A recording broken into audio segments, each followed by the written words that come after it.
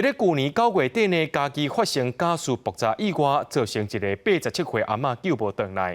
检警调查发现，讲是咧爆炸前3天，有一位姓吴的水电师傅去到阿嬷家，甲伊换这个热水炉，却无甲这个家属讲斗好势，地输这家事流出来，害阿嬷煮饭时阵发生爆炸。这个水电师傅也互依照过失致死等罪嫌判刑5个月，不过会当减罪2年。伫家事爆炸现场，玻璃是碎甲规涂骹，消防人员提醒民众莫互挂着啊！爆炸时阵伫厝内煮饭，80几岁姓陈的老太太，规身躯有38拍面积烧伤，送医不治。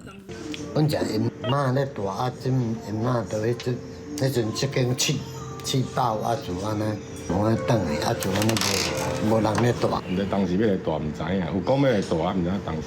厝边讲，即个阿婆因囝是住伫外县市，大多数时间伊拢一个人住。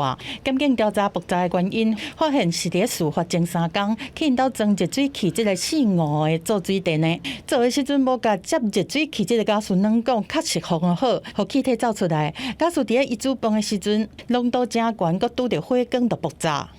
本应直接将该瓦斯软管拆除，或确实密封瓦斯软管末端，以避免发生瓦斯泄漏。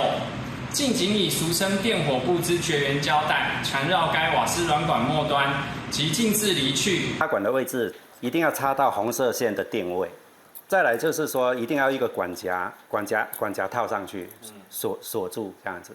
这水电工落尾是互照过失致死罪等判有期徒刑5个月，减罪2年。专家嘛提醒要找人来装加速炉，也是热水器，爱选有合格证照的专业人员，使用的设备嘛应该有安全标章。讲线装了会检查接碰的所在，确定无气体走出去，才甲讲线锁完，相当封好，确保安全。记者综合报道。